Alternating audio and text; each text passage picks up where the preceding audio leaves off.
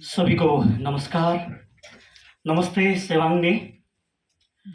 कार्यक्रम की अध्यक्षता कर रहे अध्यक्ष महोदय, सभा कक्ष में उपस्थित विभिन्न भाषाओं की प्रतिनिधि एवं साहित्यिक अनुरागियों को मेरा हार्दिक नमस्कार। मैं रोशन राय नेपाली भाषा का प्रतिनिधित्व करते हुए दार्जिलिंग से यहाँ आया हूँ। आज मैं आप सभी को समक्ष साहित्यिक लेखन की शुरुआत से साहित्य अकादमी पुरस्कार प्राप्ति तक के अनुभव को साझा करना चाहता हूँ। मेरे साहित्यिक यात्रा की शुरुआत 2004 में हुई, जब मैं सेंट जेवियर्स में 8वीं कक्षा का विद्यार्थी था। तब मुझे विद्यालय का आदरणीय शिक्षिका सुधा गुरामा ने अगमसिंह गिरी, महाकवि लक्ष्मी प्रसाद देवकोटा की कविताओं का पाठ करने का अवसर प्रदान किया। मुझे प्रायः सभी कार्यक्रमों में कविता वाचन करने के अवसर दिया जाता था। इसी प्रकार मेरी रुचि साहित्य के प्रति बढ़ती गई और उसी से प्रेरित होकर मैंने सर्वप्रथम था छैन भविष्य अर्थात भविष्य का पता नहीं शीर्षक कविता लिखकर सुधा मैडम को दिखाया। मेरी कविता को पढ़ते हुए उन्होंने मेरा हौसला बढ़ाया और प्रेरणा दी। यही से मेरा साहित्यिक यात्रा का आरंभ हुआ।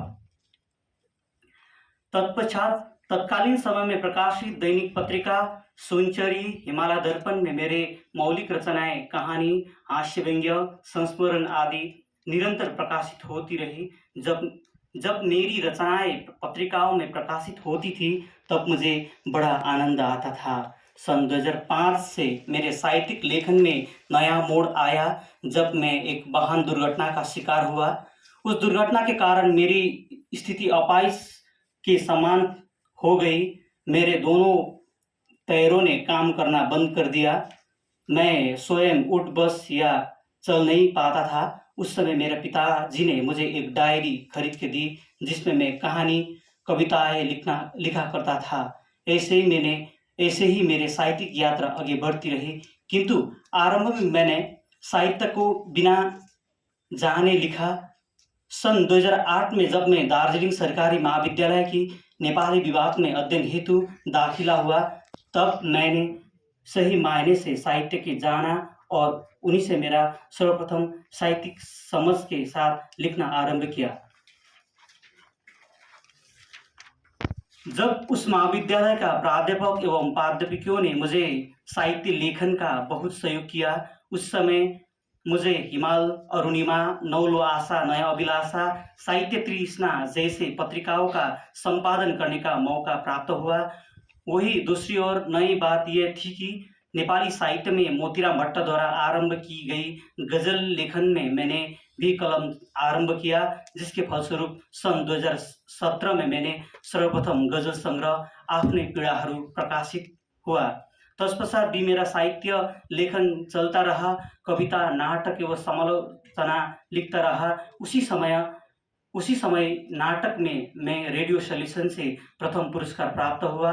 इस पुरस्कार ने मुझे और अधिक ऊर्जा भरने का कार्य किया।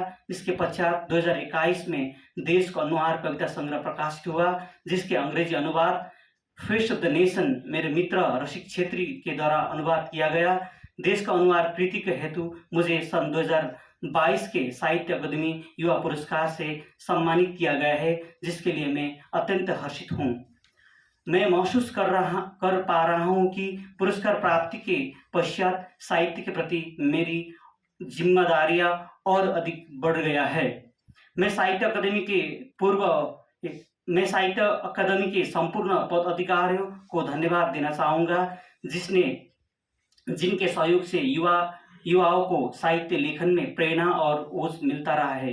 जूरी के सदस्यों का भी धन्यवाद, जिन्हें मेरा पुस्तक को इस योग्य समझा और उसे पुरस्कार हेतु चयन किया। अंत में मैं ये वचन देता हूँ कि साहित्य लेखन में स्वयं को समर्पित करते हुए और अधिक कार्य करता रहूँगा। पुनः सभा कक्ष में उपस्थित सभी मानवों को धन्यवाद देते हुए मैं अपनी वाणी का यही विराम देता हूँ। जय साहित्य अकादमी, जय नेपाली भाषा, जय हिंद। धन्यवाद।